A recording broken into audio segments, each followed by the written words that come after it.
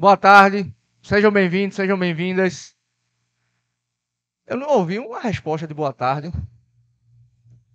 Olhe, eu não gosto de turma morta não, viu? Vou logo avisando. Se ficar com sem vida aí, eu vou dar uma aula e vou me embora, viu? Minha gente, sejam bem-vindos aí, sejam bem-vindos. Vamos embora começar mais uma aula. É o seguinte, hoje a gente vai ter a nossa primeira aula de direitos humanos, tá? Eu queria gastar esses primeiros minutos aqui para a gente estabelecer algumas estratégias, não só para o desenvolvimento da aula, mas até mesmo para a realização da prova de vocês, tá certo? Por quê? Porque, primeiro de tudo, o conteúdo que a gente tem propriamente de direitos humanos no nosso edital é um conteúdo simples e objetivo. É um conteúdo que não tem muito mistério para vocês desenvolverem e responder as questões corretamente na prova. Para vocês terem ideia, só tem um documento internacional no nosso edital. Se você vai ver o edital do CFO, por exemplo, tem 15, né? Mas no nosso edital de soldado só tem um documento que se chama Declaração Universal dos Direitos Humanos, que é um documento expedido lá em 1948, que a gente até costuma brincar dizendo que é a Carta de Apresentação da ONU. Foi o primeiro grande documento internacional com a ideia de defesa da dignidade da pessoa humana, proliferação de boas práticas, de cultura de direitos humanos, tá? Então, é um único documento. A segunda parte, né, aliás, a primeira parte propriamente, é uma parte mais histórica de evolução dos direitos humanos, de parte conceitual, que é o que a gente vai ver aqui nessa primeira parte da aula. Depois a gente tem um outro item no edital, que é a parte de tratados internacionais.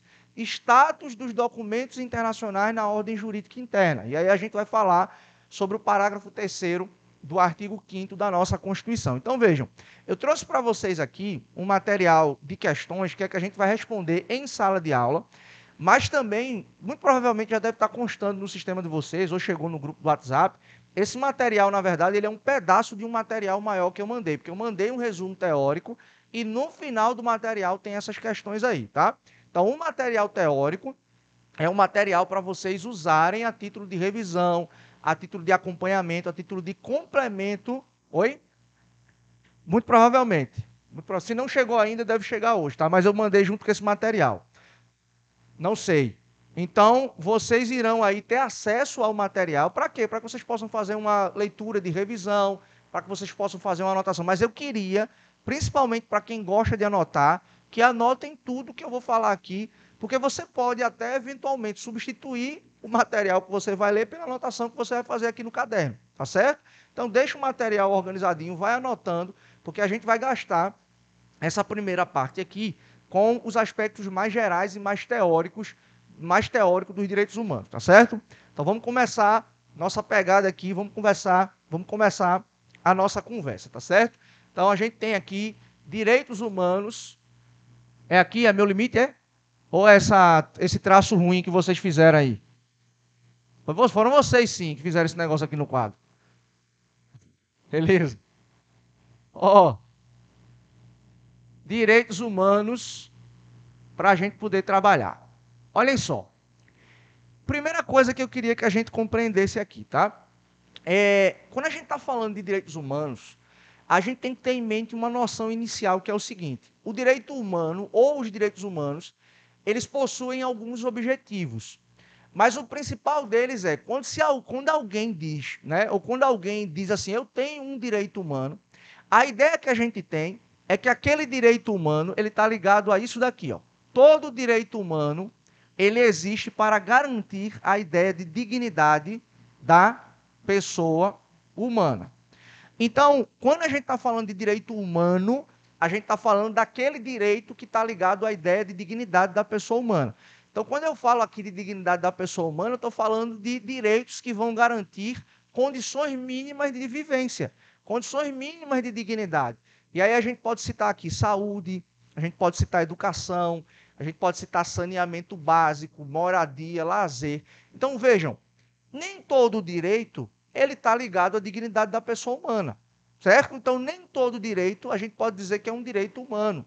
Nem todo direito ele está com essa lógica aqui de garantir dignidade. Às vezes você tem um direito, por exemplo, de propriedade, Para muita gente, o direito de propriedade é para você eventualmente acumular propriedade, enriquecer e etc.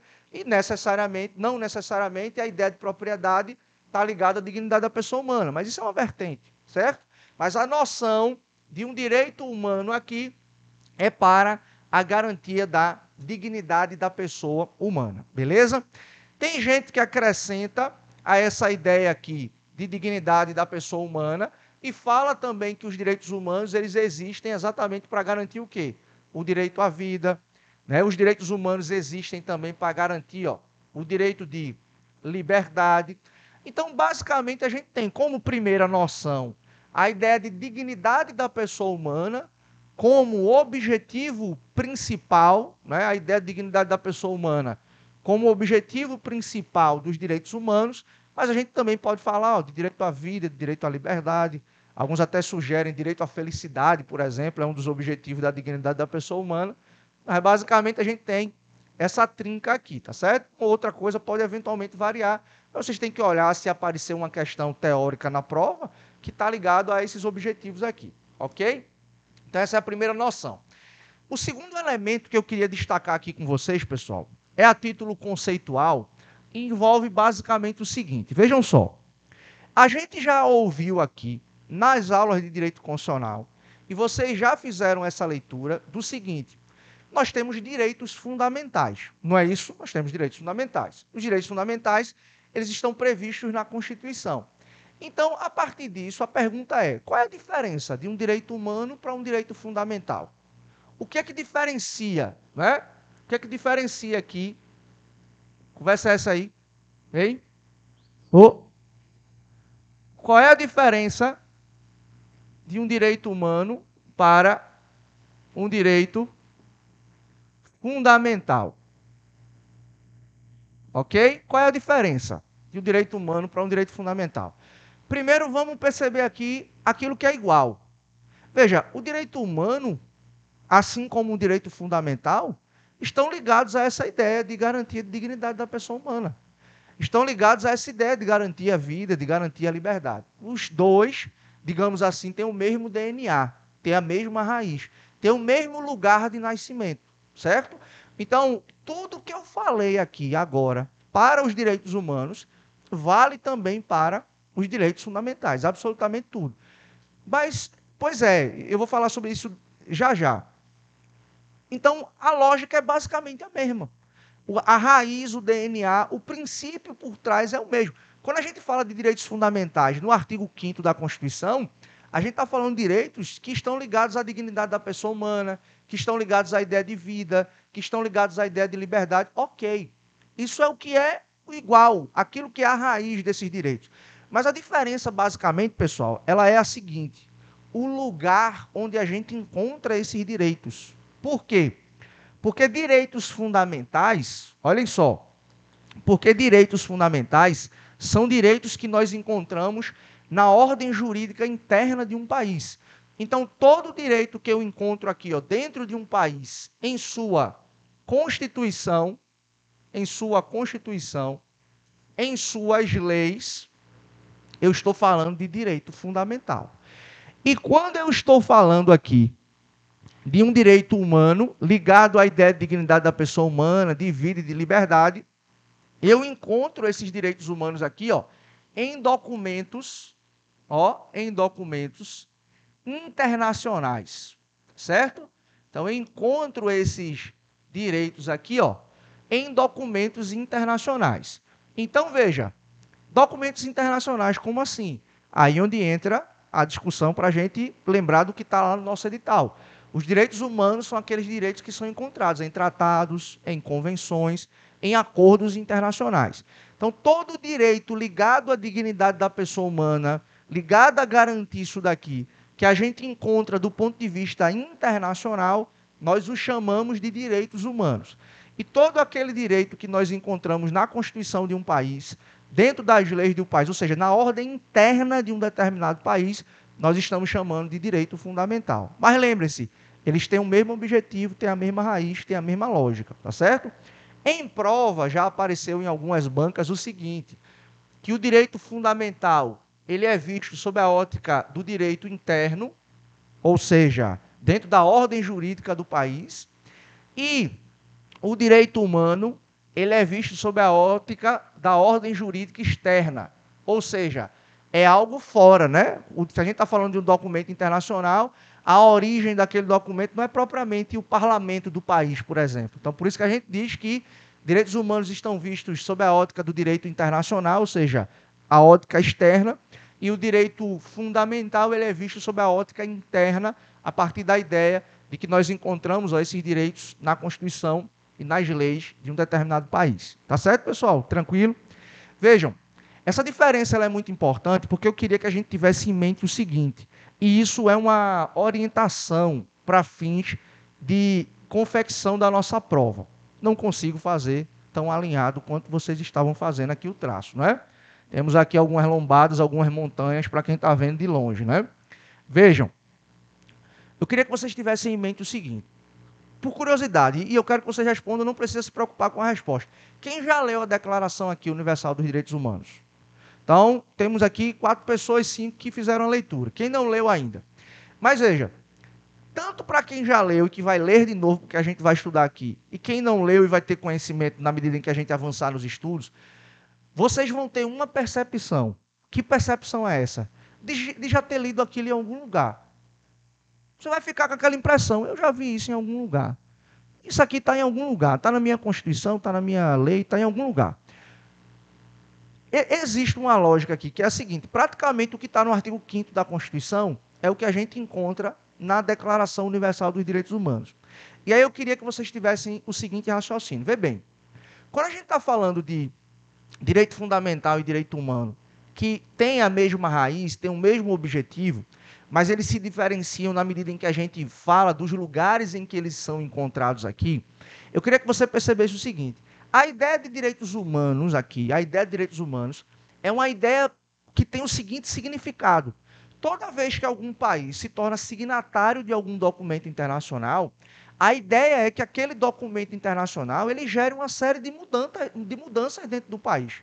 O Brasil não pode, por exemplo, se tornar signatário de uma convenção que fala sobre pôr fim a todo tipo de barreira, seja ela atitudinal, seja ela de estrutura, seja ela física, o que quer que seja, contra as pessoas com deficiência, e o Brasil ficar inerte e não fazer nada. Então, quando a gente se torna signatário de um documento internacional, a ideia é que aquele documento internacional ele gere mudanças dentro do país. Então, veja, o Brasil, por exemplo, é signatário de um documento internacional que tem o objetivo de pôr fim e de proteger os direitos da criança e do adolescente. Qual é a principal lei que a gente tem aqui no Brasil que protege criança e adolescente? O Estatuto da Criança e do Adolescente, o famoso ECA, né? Exatamente. Nós temos, por exemplo, um documento internacional que trata sobre direitos da pessoa com deficiência. Nós temos aqui no Brasil Estatuto da Pessoa com Deficiência. Então, veja, todo documento internacional, presta atenção aqui, concentra, tá? Todo documento internacional, quando o país se torna signatário, o documento internacional ele tem o objetivo de gerar mudanças dentro daquele país. Então, não é simplesmente para pegar o documento internacional e colocar ele na parede como figura decorativa. É efetivamente o documento internacional gerar mudanças dentro de um país.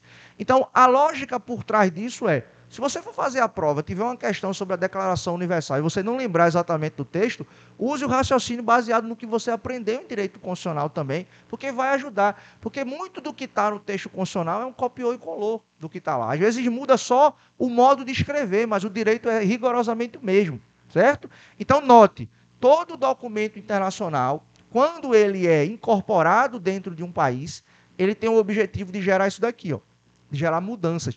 E são mudanças, ó, de ordem legislativa, ou seja, a ideia é que o país crie leis adaptadas àquele documento internacional, né? Então, nós temos aqui no Brasil várias legislações que são adaptações a documentos internacionais dos quais o Brasil é parte.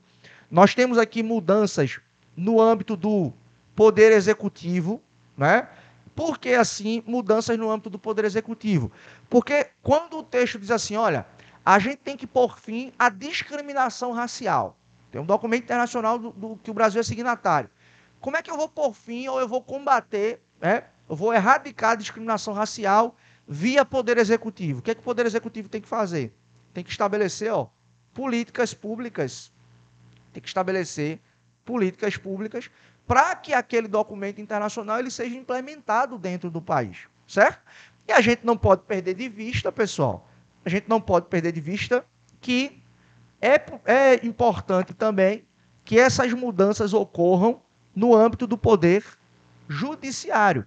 Afinal de contas, é extremamente importante que juiz profiram determinadas decisões baseados exatamente em quê? Em documentos internacionais. Que os juízes façam ou profiram determinadas decisões olhando exatamente o que é que o Brasil é em termos de respeito aos direitos humanos, àquilo que está previsto em determinado documento internacional. Então, note, quando vocês leem qualquer... Isso é bizu para qualquer outro concurso que vocês forem fazer, para qualquer outro documento internacional que vocês forem ler. A ideia dos direitos humanos é gerar mudança, por isso que muito do que a gente lê no documento internacional, a gente tem a impressão de já ter visto isso aqui dentro. Por quê? Por causa desse tipo de mudança que vai ocorrer. Para vocês terem ideia, todo mundo aqui sabe o que é uma audiência de custódia, não sabe? Pronto, vejam só o histórico da audiência de custódia. Existe uma previsão na Convenção Americana de Direitos Humanos, o famoso Pacto de São José da Costa Rica, que eu vou falar sobre ele quando a gente for falar sobre o Tratado Internacional. E essa convenção ela traz um direito que é o seguinte, ela diz assim, que é direito de quem é detido pelo Estado de ser apresentado imediatamente à autoridade competente. Ou seja, quem é preso pela polícia tem que ser apresentado imediatamente à autoridade competente. Aí, durante muito tempo, se dizia que a autoridade competente era o delegado de polícia. Porque quando a polícia realiza um flagrante, o que a polícia faz? Leva o camarada para a delegacia, o delegado de polícia lavra o auto de prisão em flagrante, informava o juiz através de um pedaço de papel, e o juiz fazia o quê? Ou convertia em preventiva, ou relaxava se a prisão era ilegal, ou concedia liberdade provisória, confiança ou sem fiança, tinha uma série de medidas, certo? E aí o que acontece? Depois de um tempo, isso já é coisa de 30 anos, qual foi a interpretação que prevaleceu no nosso continente, na nossa região? O que prevaleceu foi o seguinte, é que a expressão autoridade competente lá da convenção é o juiz. Então, quem é preso pelo Estado, pela polícia, tem que ser apresentado imediatamente ao juiz competente, para que o juiz analise a regularidade da prisão.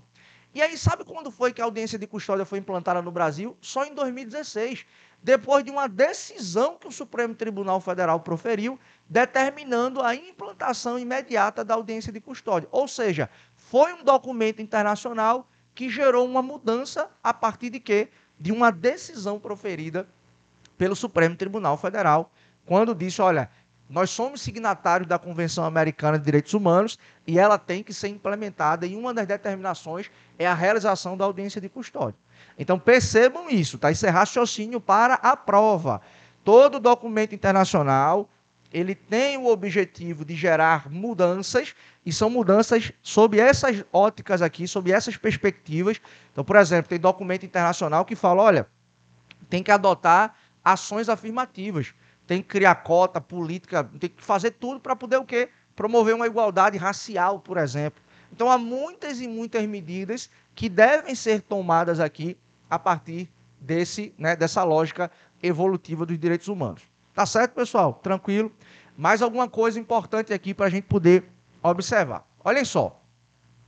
A gente tem uma classificação que pode aparecer na prova, que é quanto à incidência dos direitos humanos, tá certo? Então, vou colocar aqui, incidência dos direitos humanos, tá? Então, incidência aqui dos direitos humanos. O que significa a incidência dos direitos humanos? Significa o seguinte, os direitos humanos vão regular ou vão regulamentar que tipo de relação? Os direitos humanos vão atuar e vão influenciar a relação de quem? Da gente, enquanto particulares, enquanto cidadãos, enquanto pessoas, da nossa relação com o Estado, com o nosso país, com organismos internacionais. Qual é a lógica aqui? Deixa eu falar para vocês o seguinte, pessoal. Vejam só. Se a gente puxar pela memória, todo mundo vai lembrar aqui que essa cultura de direitos humanos, ela é uma cultura pós-Segunda Guerra Mundial. A ONU é criada após a Segunda Guerra Mundial. A Declaração Universal dos Direitos Humanos é de 1948, logo depois do fim da Segunda Guerra. Então, a gente tem uma mudança de cultura em relação à ideia de direitos. E por que houve essa mudança de percepção em relação a direitos? Exatamente por causa das barbaridades que foram perpetradas contra as pessoas pelos regimes nazifascistas na Europa. Pelo nazismo, pelo fascismo, né, pelo franquismo, pelo salazarismo, etc. Todos aqueles movimentos nazifascistas que ocorreram na Europa. E qual foi a conclusão que se chegou à época? Meu amigo, se ficar dependendo de cada estado para proteger o direito do camarada, não vai ser possível fazer isso. O que a gente tem que fazer? A gente tem que criar uma cultura mundial de paz e de respeito aos direitos humanos. Foi por isso que você falou mais cedo aqui. Porque a ideia de direitos humanos aqui tem uma ideia de universalidade. Que ideia é essa? Que depois eu vou anotar. Por que eu digo que os direitos humanos são universais? É porque eu digo que não importa de onde você vem, para onde você vai, quem você é, onde você nasceu, você é titular de direitos. Você é tão titular de direitos, o europeu é tão titular de direitos na ótica dos direitos humanos, quanto é aquele que mora no Oriente Médio, quanto é aquele que mora na Ásia, quanto é aquele que mora na América e assim sucessivamente. Então a lógica de direitos humanos aqui foi uma lógica para tentar superar aqueles problemas que ocorreram na Segunda Guerra. Porque cada país ficou a critério de defender, de proteger seu cidadão. O que a Alemanha fez? O que a Itália fez? O que a Espanha fez? Vocês já viram aquele filme Julgamento em Nuremberg? Quem já viu esse filme?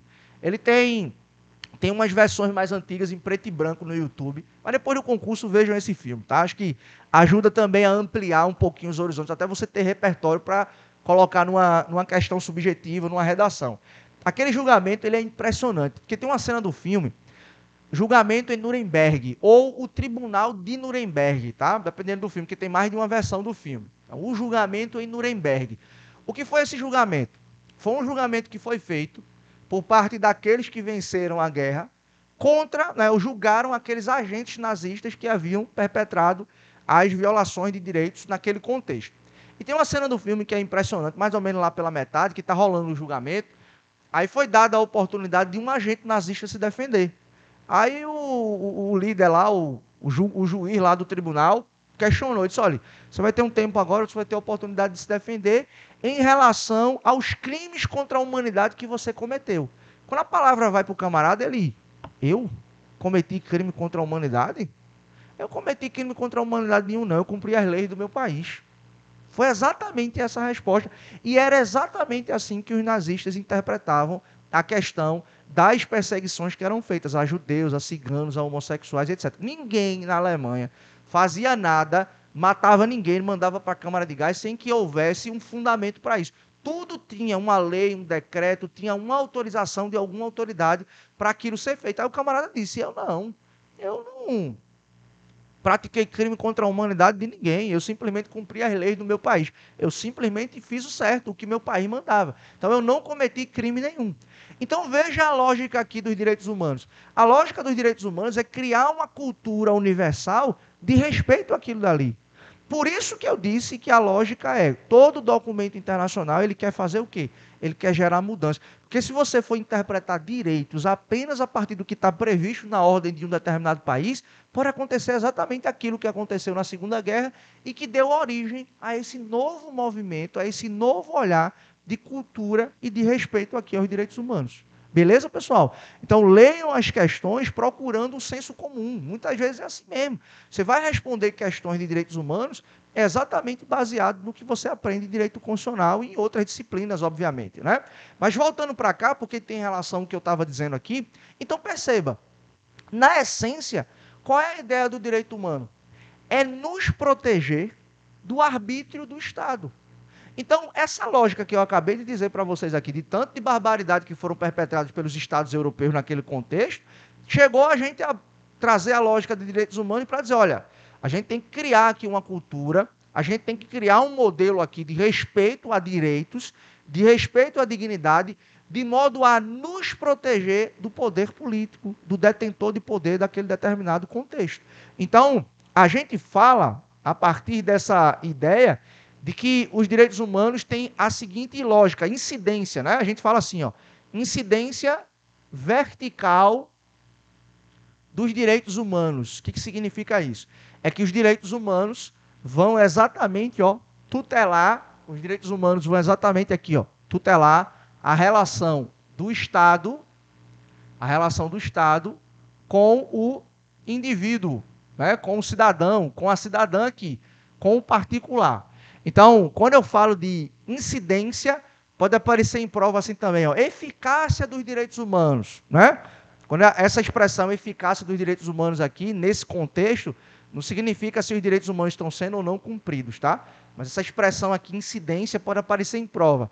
Eficácia vertical dos direitos humanos. O que significa isso? A incidência dos direitos humanos nas relações entre o Estado e o indivíduo.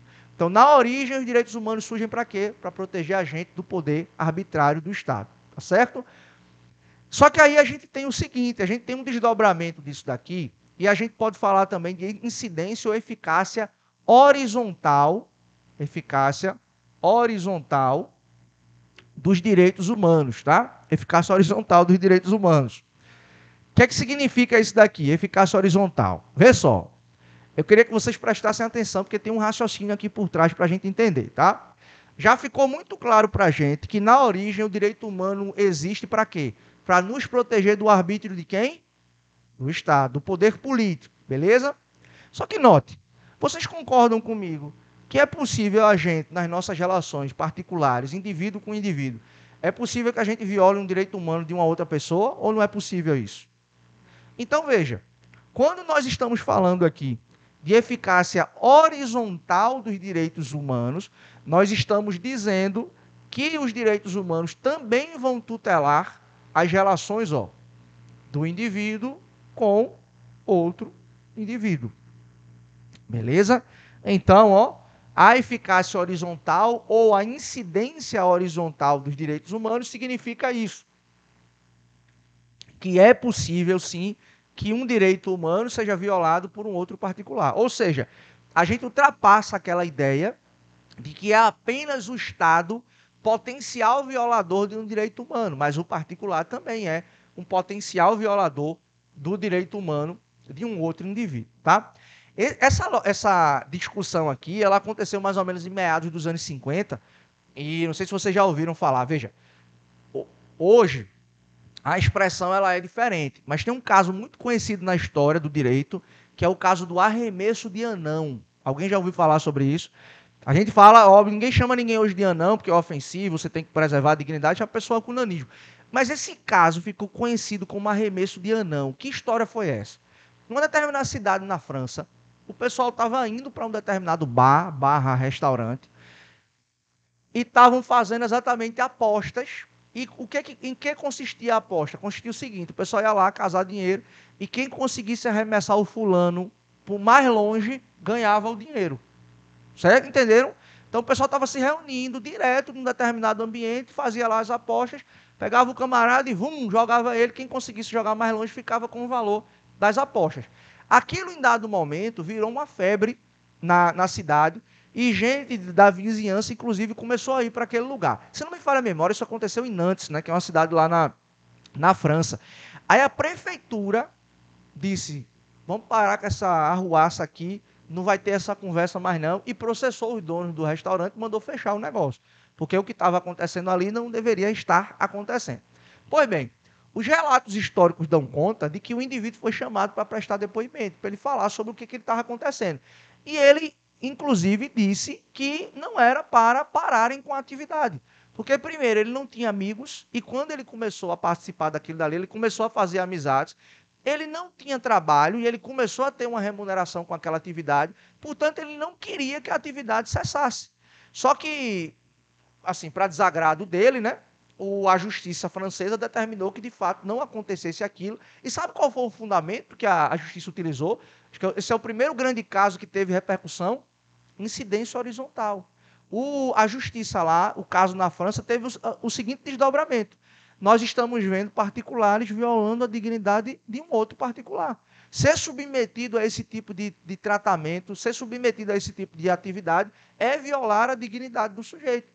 É violar o respeito a que ele deve receber, inclusive dos próprios particulares. Então, nesse caso aqui, a justiça determinou que a situação não fosse feita, né, não fosse para frente, não continuasse, E aí a gente viu a primeira discussão de que os direitos